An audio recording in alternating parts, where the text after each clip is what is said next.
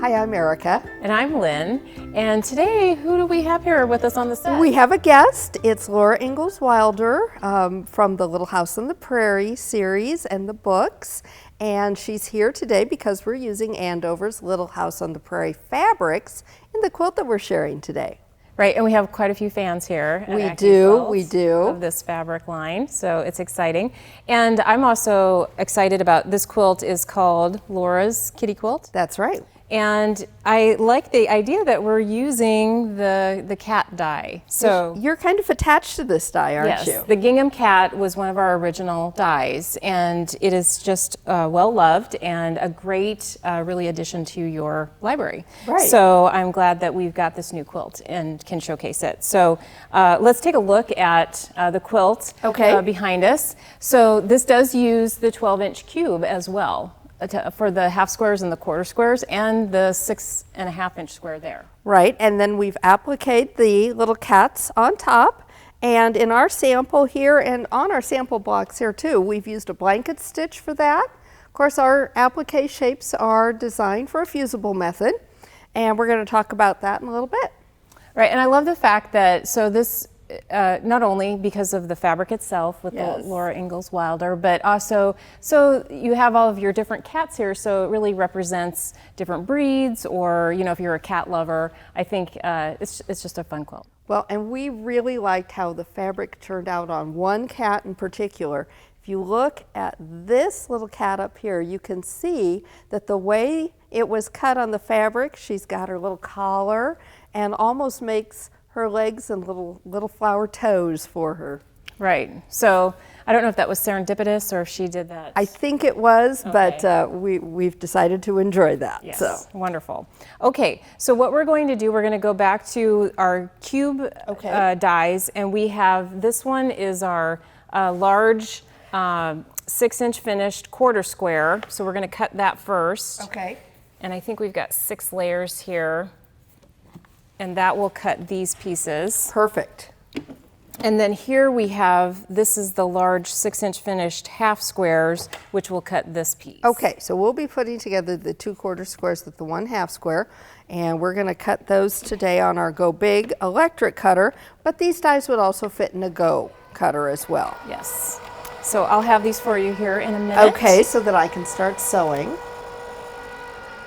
It's just, when you're working with the quarter square triangles, you do want to double check yourself as far as your layout while you're going. I frequently get a little confused on how I'm laying them out. So laying them out like we've got them here to make sure that you've got them correct is always a pretty good idea, because they can masquerade as a half square triangle if you don't watch them carefully. So when I lay this out, I'm going to just double check myself that these are going to be the way they go together, and then you want to be sure you sew them together the right way too, right, Lynn? Right, yes, definitely want to make sure you've got everything the way that the way that you want it. And the dog-eared corners will help you with that. And I'm going to go ahead and get started on getting these quarter squares put together then.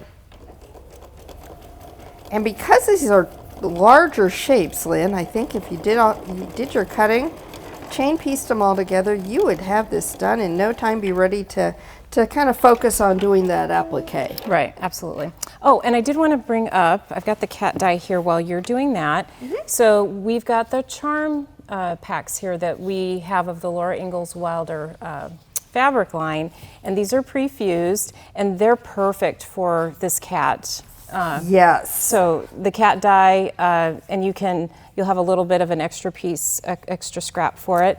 And then also you can use layer cakes for the larger 12-inch cube shapes as well. So use those pre-cuts. You know, if you love them and you want to make them scrappy, then this is perfect for them. It's a great way to get that scrappy look really easily, especially if you don't have a lot of extra scraps sitting around, although it's usually not my problem, although sometimes you don't have the scraps in the right color that you need. So I got distracted, sorry.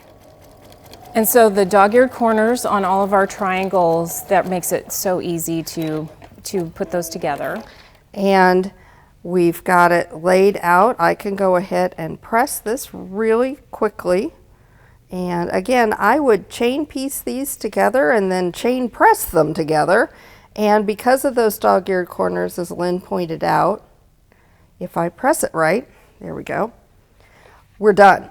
So when you get this square put together, you don't have to go back then and do all that extra trimming on the corner. So we talk about being 90% faster when we cut, but it's even more when you factor in the additional trimming that you're able to avoid. Yeah, look at those edges right there. They match up perfectly, and there's no pinning at all involved, as you saw Erica sew that And as an together. active pinner, you know that normally I would, but so that went together in just no time. We could have all of those done.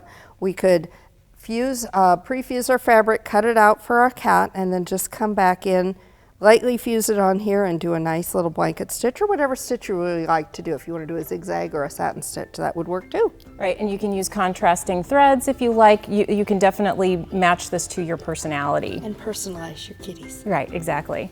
So this pattern is available on AccuQuilt.com.